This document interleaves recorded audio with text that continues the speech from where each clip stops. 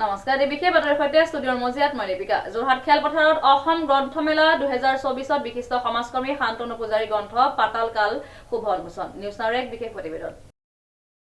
যোৰহাট খেলপথাৰত অসম গ্ৰন্থমেলা 2024ত বিশিষ্ট সমাজকৰ্মী শান্তনু পূজাৰী গ্ৰন্থ পাতাল কাল উন্মোচন হয়। যোৰহাট ক্ৰীড়া সন্থাৰ খেলপথাৰত অনুষ্ঠিত হৈ থকা অসম গ্ৰন্থমেলা 2024ত বিশিষ্ট সমাজকৰ্মী শান্তনু পূজাৰী গ্ৰন্থ পাতাল কাল উন্মোচন। গ্ৰন্থ উন্মোচন কৰে শিশু সাহিত্যিক মৌচাক মামা খ্যাত শান্তনু তামুলীয়ে। তেখেতে গ্ৰন্থখন উন্মোচন কৰি পূজাৰীৰ গ্ৰন্থখন অতি কঠোৰ সাধনাৰে লিখা এখন উপন্যাস। অসমৰ যুৱচামে বিশেষকৈ ছাত্ৰ ছাত্ৰীসকলৰ এডভেঞ্চাৰ উপন্যাস পঢ়াৰ অভ্যাস আছিল আৰু পঢ়ুৱৈ সৃষ্টি হৈছিল। মই ভাবোঁ পূজাৰীৰ উপন্যাসে নতুন মাত্ৰা দিব বুলি উল্লেখ কৰে। আনহাতে সাংবাদিক বিৰাজ বৰুৱাই আধৰা অনুষ্ঠানত বিশিষ্ট অতিথি হিচাপে উপস্থিত থাকি ভাষণ আগবঢ়াই গ্ৰন্থখন উন্মোচন কৰে মৌচাক মামা খ্যাত শান্তনু তামুলীয়ে। তাৰ পাছতেই গ্ৰন্থখনৰ সন্দৰ্ভত ভাষণ আগবঢ়াই সাংসদ কামাখ্যা প্ৰসাদ তাছা, জ্যেষ্ঠ সাংবাদিক সাংকব কৌশিক বৰুৱা, নিৰঞ্জন মহন্ত, অনংগ নাৰায়ণ বৰঠাকুৰ, অশোক কুমাৰ বৰুৱা, ললিত বৰুৱা উপস্থিত থাকি গ্ৰন্থখনৰ সন্দৰ্ভত ভাষণ আগবঢ়ায়। আজি আপোনাৰ বাবে এটি শুভ দিন এখন উন্মোচন কৰিছে বিশিষ্ট ব্যক্তিসকল আপুনি কি ক'ব এই মূলত কি আছে কি ক'ব? মই আচলতে সঁচা কথা ক'বলৈ গ'লে সকলোৱে জানে যে মই প্ৰথমতে এগৰাকী সাংবাদিকে আছিলোঁ আৰু সাংবাদিকতাটো দীৰ্ঘদিন মই বৃত্তি হিচাপে গ্ৰহণ কৰিছিলোঁ। 2014 চনত মই সাংবাদিকতাৰ বৃত্তি এৰি আনুষ্ঠানিকভাৱে ৰাজনীতিত যিহেতু জইন কৰিলোঁ আৰু তেতিয়াৰ পৰা আচলতে যিটো লিখা বা মেলা এইবিলাকৰ লগত অকণমান মোৰ সম্পৰ্কটো কমি গৈছিলে আৰু শেহতীয়াভাৱে লকডাউনৰ সময়ত যিহেতু অলপ পঢ়া শুনাত অলপ বেছিকৈ ব্ৰতী হৈছিলোঁ, অলপ মন দিছিলোঁ, মনোনিৱেশ কৰিছিলোঁ, তাৰ পৰা পুনৰ কিবা লিখিবলৈ মন গ'ল আৰু লিখিলোঁ।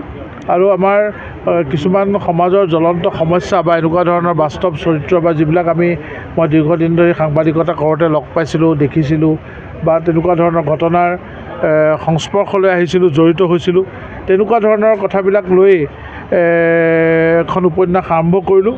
এবছৰমান লাগিলে মোৰ লিখোঁতে আৰু এইখন পাতাল কাল।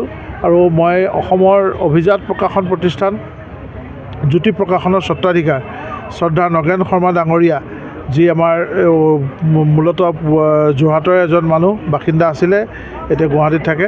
তো জ্যোতি প্ৰকাশনক আন্তৰিক ধন্যবাদ জনাইছোঁ আৰু তেখেতলোকে কিতাপখন প্ৰকাশ কৰি উলিয়ালে আৰু আজি অসমৰ এগৰাকী যশস্বী সাহিত্যিক, সাহিত্য একাডেমী বঁটা প্ৰাপক শ্ৰদ্ধাৰ শান্তনু তামুলী ডাঙৰীয়াই এই গ্ৰন্থখন আনুষ্ঠানিকভাৱে উন্মোচন কৰিলে আৰু ইয়াত আমাৰ কেইবাগৰাকীও বিশিষ্ট ব্যক্তি উপস্থিত আছিল। মই সকলোকে আন্তৰিক ধন্যবাদ আৰু কৃতজ্ঞতা জনাইছোঁ। যিহেতু পাতাল কাল এক সুকীয়া নাম, পাঠকে কি পাব ইয়াৰ পৰা, বিশেষ কি পাব? মানে পাতাল বস্তুটো আপোনালোকে আমি সকলোৱে জানো যে অসমত আগতে এখন উপন্যাস আছিলে পাতাল ভৈৰৱী, শ্ৰদ্ধা লক্ষীন্দন বৰা ডাঙৰীয়াই লিখিছিলে আৰু এইখনে সাহিত্য একাডেমী বঁটাও পাইছিলে। তো আমি সেইখন কিতাপ পঢ়োঁতে পঢ়িছিলোঁ পাতাল মানে কি? পাতাল মানে আমাৰ এই থকা পৃথিৱীখনৰ তলত এখন পৃথিৱী আছে, যিখন পাতাল পৃথিৱী। পাতালৰ মানুহবিলাকক আমি বৰকৈ নেদেখোঁ। সেই পাতাল জগতখন যিখন আছে, সেই পাতাল জগতৰ তেনেকুৱা কিছুমান কাহিনী লৈয়ে আচলতে মই পাতাল কাল মানে আমি সকলোৱে জানো সময়, আৰু তাৰমানে এটাই কথাই যে হয়তো অন্ধকাৰ বুলিও ক'ব পাৰে, অন্ধকাৰ জগতো ক'ব পাৰে, পাতাল জগতো ক'ব পাৰে। আৰু আমাৰ সচৰাচৰ আমি থকা এই পৃথিৱীখনৰ বাহিৰত থকা এখন পৃথিৱীৰ কথাৰে তেনেকুৱা চৰিত্ৰবিলাকৰ আচলতে সমাৱেশ ঘটিছে ইয়াত। এই কিতাপখন ক'ত উপলব্ধ হ'ব, কেনেধৰণৰ? এখন জ্যোতি প্ৰকাশনে প্ৰকাশ কৰি উলিয়াইছে আৰু মই এতিয়া দেখিছোঁ, মোক বহুতে কৈছে যে ইয়াত গ্ৰন্থমেলাৰ প্ৰত্যেকখন বিপণীতে জ্যোতি প্ৰকাশনৰ গ্ৰন্থ বিপণীখনটো আছেই, তাৰ উপৰি সকলো দোকানতে, সকলো গ্ৰন্থমেলাৰ সকলো কিতাপৰ দোকানত এই কিতাপখন উপলব্ধ।